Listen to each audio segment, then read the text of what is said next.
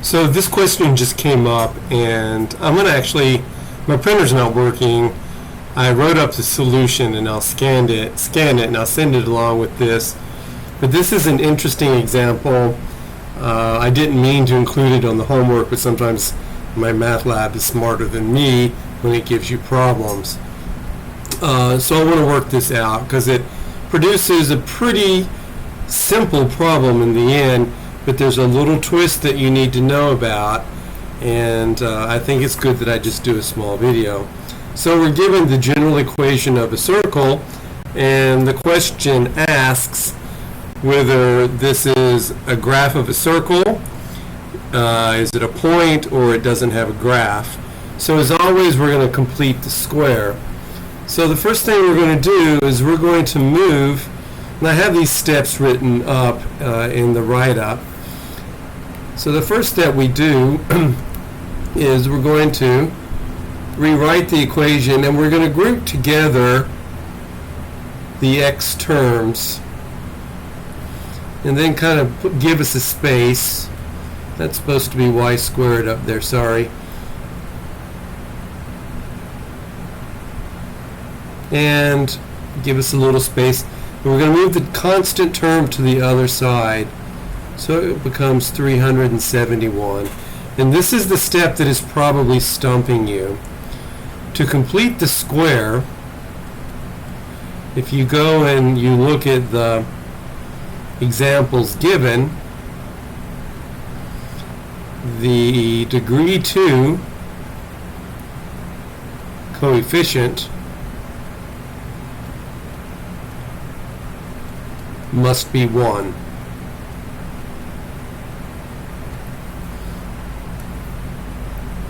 So here's our degree 2 term, and here's our degree 2 term, and the coefficient has to be 1. Since their coefficients are the same, we can proceed. If the coefficients were ever different, we could not proceed by completing the square. So the obvious thing to do is we're going to divide each and every term by 4. Every term across the board. Now 371 is not divisible by 4. You don't get out your calculator, you leave it as a fraction. So this gives x squared plus 5x plus y squared plus 2y is equal to 371 divided by 4. So then you come over here, or at least this is what I do. I make a little chart, and that chart contains some bits of information. Some information about my x terms and my y terms. So I look over here at my x terms, and I find my degree 1 term, and that's my 5x, and I find its coefficient. That coefficient we call b. So b is equal to 5. Then I just go through this procedure. B divided by 2 is equal to 5 divided by 2. And b divided by 2 squared is equal to 25 over 4. So the fact that it has a 4 in it and this has a 4 in it, that's going to be helpful. Now we're going to come over here and do the same thing for the b term for the y polynomials, for the y polynomial, and in that case our b is equal to 2. So b divided by 2 is equal to 1, and b divided by 2 squared is equal to 1 squared, which is also 1. So we add our 25/4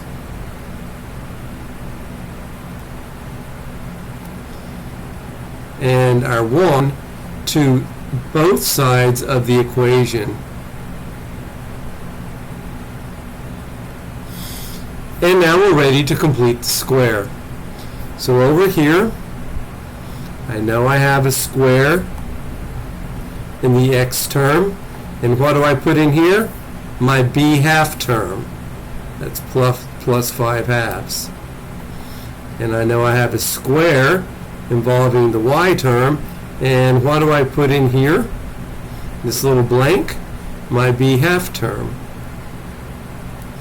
And that's equal to 371. I'm going to put all of these over a common denominator of 4. Two of them already have that common denominator. And make 1 equivalent to a number with the denominator of 4.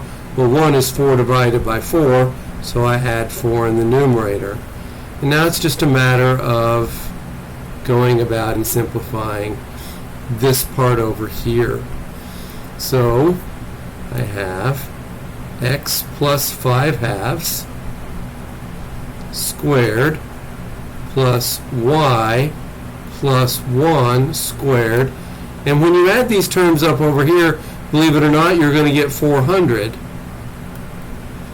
And 400 divided by 4 is 100.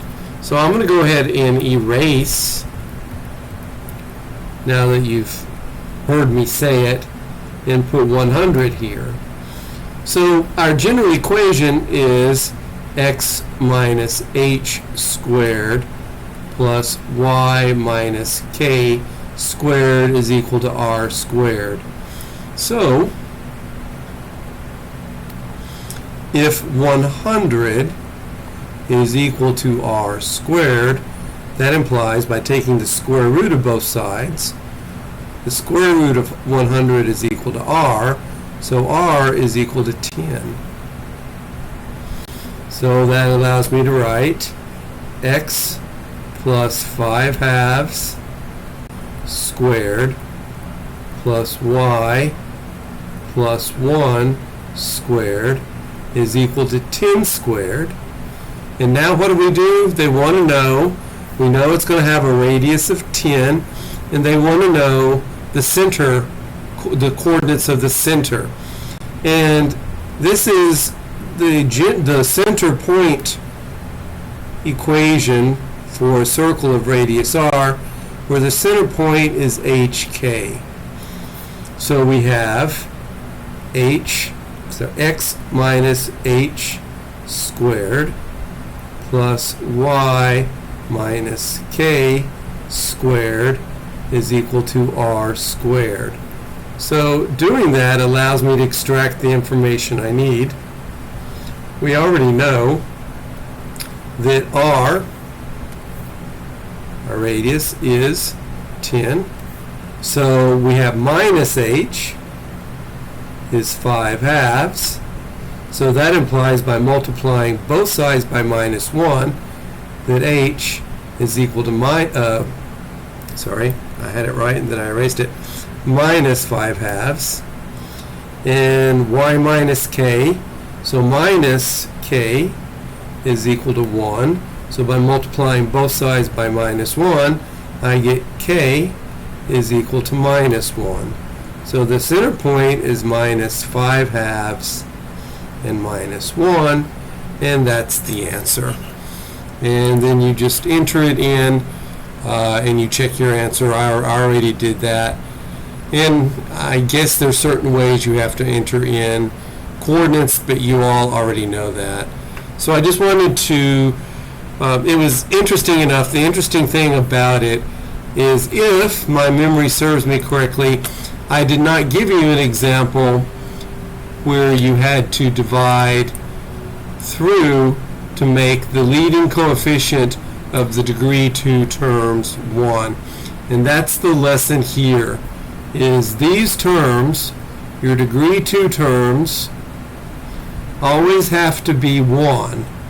And we were able to do so and make them 1 this time because they were both the same number. And we did so by dividing everything through by that coefficient, which is 4. So this is the little piece of information. One last time, to complete the square, the degree, I need to write that in there, the degree 2, I said it but didn't write it, the degree 2 coefficients must be 1.